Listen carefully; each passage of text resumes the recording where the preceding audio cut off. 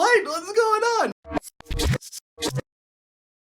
What's up everybody, Rodrick here with the new i88 TWS true wireless AirPod style headphones. I'm not sure where they're coming up with all these numbers, but we're at 88 now. That's pretty cool. Now, unlike the AirPods, you have a choice of color with these. They come in 4 great matte colors to match your style. There's black, gray, aqua, and red. I personally went with the black because black is the new black. These have 3 hours of music playback, 5 hours of talk time with 1 hour of charge time. The included charging case can charge the earphones 4 to 5 times. And the case even has LEDs so you can see how much charge it has. They have Bluetooth 5.0 connectivity so they work with any Bluetooth device, iPhones, Android, Macs, PC, you name it. They have no flashing lights during use and they have a touch sensitive button so you don't have to worry about pushing in buttons to control them while you're using them. There's a couple of new features integrated in these headphones, including improved auto pairing and charging, improved sound quality and bass, improved phone call quality, and an improved charging case. So now enough waiting, let's see what we got. Nice small compact package. We can see the earphones on the front. We got that Knockies branding. Looks like we got V8, i88, nothing on the sides. And then the back, we have a good look at the charging case, the earphones, and the charger with the available color options.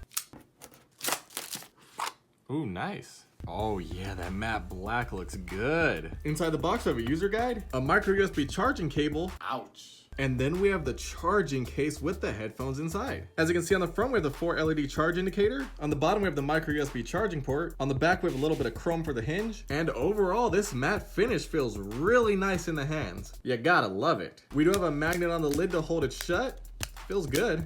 If you're curious, we have the i88 box and the actual Apple AirPods box. The Apple AirPod box is a little bigger. The designs are pretty similar, although you can feel the AirPods on that box. This one's just flat. We have AirPods and Apple branding around the box, and then the back is pretty close. Comparing the case to the actual Apple AirPods case, they are pretty close in size, although we do have the LED lights on the i88. On the back, they both have the chrome hinge. The AirPods have a button on the back. We have Lightning versus micro USB, and then this design is a little bit different as well. When you open up the lid, you can feel that the Apple AirPod case feels a lot more solid and high quality, although this case will definitely get the job done. Now when we compare the i88s to the i10 TWS, the cases are almost identical. They just move the LED lights around, and then we have micro USB and USB Type-C, and the backs are identical, although I really prefer the matte feel and look of the i88 TWS. When they said they improved the pairing functionality of the i88s, they were right, because all you have to do is pop open the case just like the AirPods, and they show up for pairing.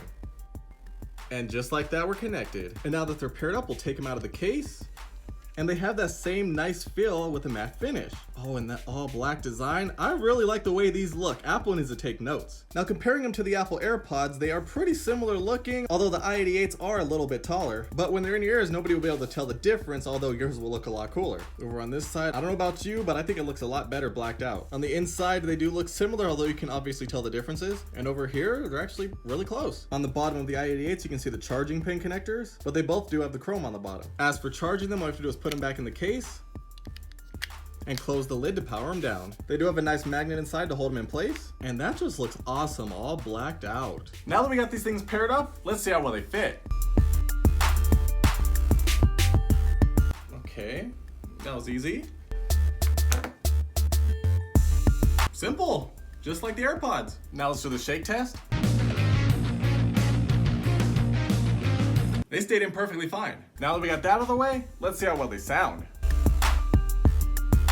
You're so nasty, girl. Listen for noise leakage at maximum volume. Now let's test audio and video latency. And now let's test phone calls. Hello? Can you hear me? How good can you hear me? It sounds good? All right, good. Go back to sleep then. All right, I know what you guys are thinking. I can hear it on your mind. You want to know if by getting these, you'll look like a clown. Well, I'm gonna let you know if you should buy them right now. First things first, fit, feel, and comfort. I really love that matte finish, the way it looks, the way it feels. They feel really comfortable in the ears. They're really lightweight. And that matte finish, ooh, is just the icing on the cake. The touch controls work great, I'm loving that. But then things start falling apart. So pairing them up was super easy, just like the AirPods, thumbs up for that. But now we're moving on to audio quality. And that's where we're falling apart. If you remember when I did the i10 TWS review, I said they were about 90%. 90%, like super good.